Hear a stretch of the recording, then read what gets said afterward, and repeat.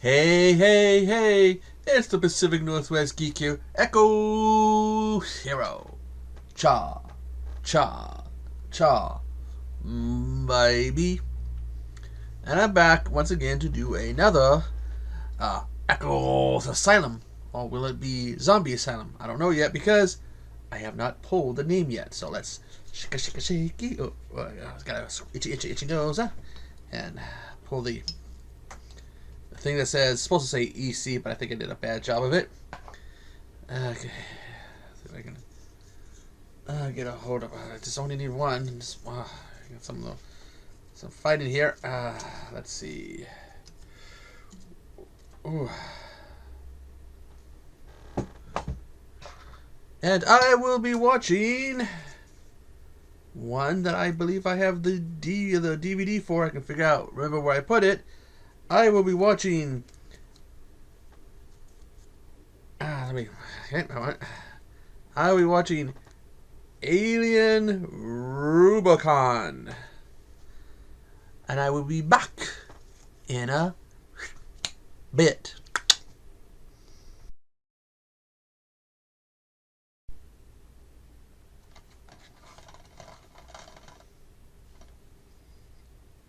Well, it's better than the last Asylum movie, Meteor Moon, but by not much.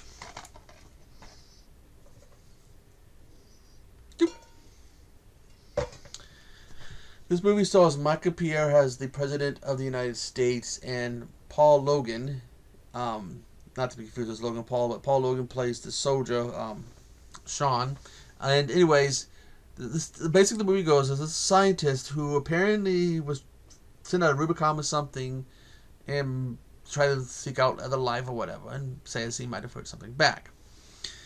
Anyways, he's supposed to be going on vacation with his two kids because he's a widowed father, but they stop by where he works, like an observatory research center or whatever, and his teenage son comes in with them, and while his father's doing some stuff, his son notices that there's something on the radar. The machines are picking up a circular spear, perfect spear I think they call it, that's heading for Earth.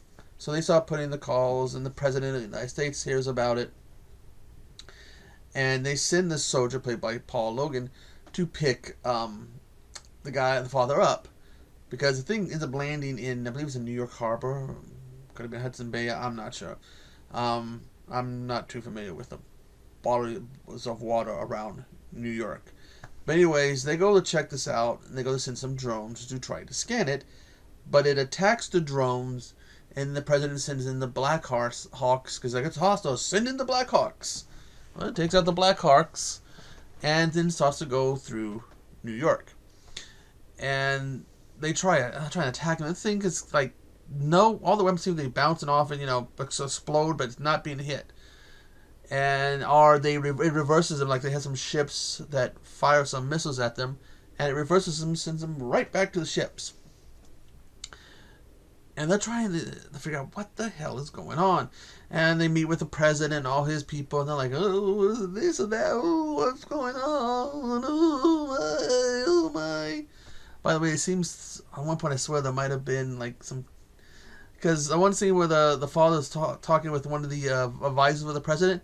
They got a little close, like, with the way they were kind of standing near each other, like, were they trying to say a little something? Maybe maybe I was reading too much into that scene.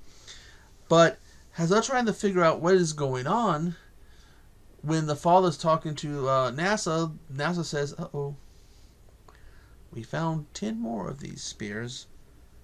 Well, by Jupiter. So like, oh shit, what's going on? And they realize that the one on Earth is, it's a scout.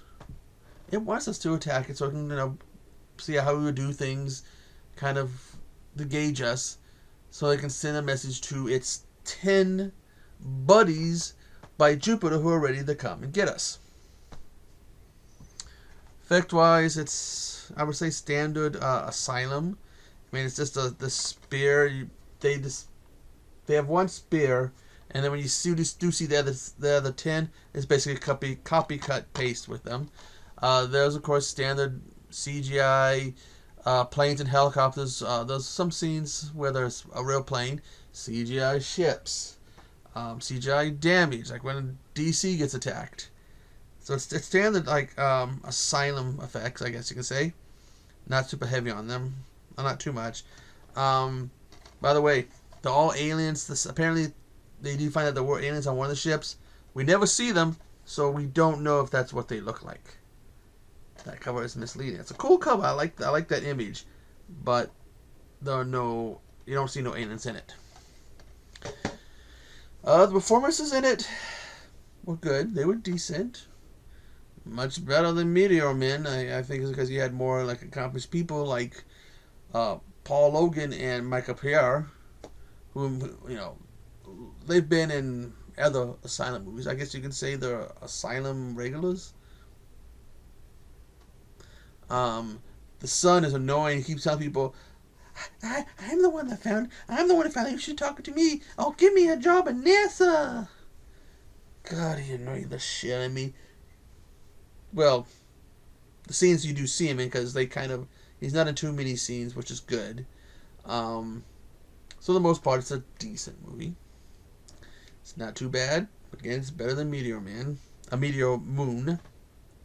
It's not on Tubi, but I did own a copy of it because I own a few silent movies.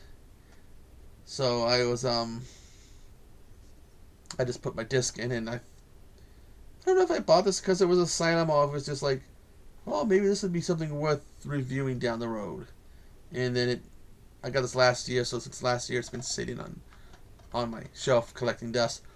You're seeing the dust, and I kind of kick off this my way. Ooh. Whew. Yeah, this is better than the last one. Hopefully the next one will be better. Keep getting better and better and better and better. If you've seen this movie by chance, because it's not on Tubi, I don't know if it's streaming anywhere for free. If it's streaming, I don't know. Somewhere you might have to pay.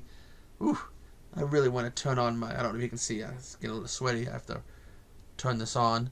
But anyways, I will put the trailer for this, and if you can find this somewhere streaming for free, go ahead and check this out. I don't know if it's on Amazon Prime, or Netflix, but I would go ahead and check this out. I don't know if there's any other Alien movies on the list. I mean, in the bottle, which I was messing around, and the cap flew over this way, but that is 2 down, 74 to go. Whew.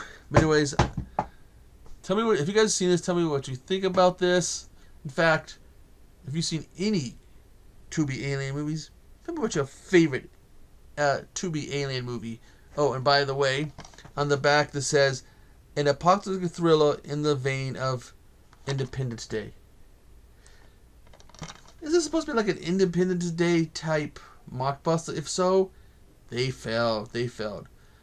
But anyways, I'm the Pacific Northwest Geek, and I will see you on the flip side.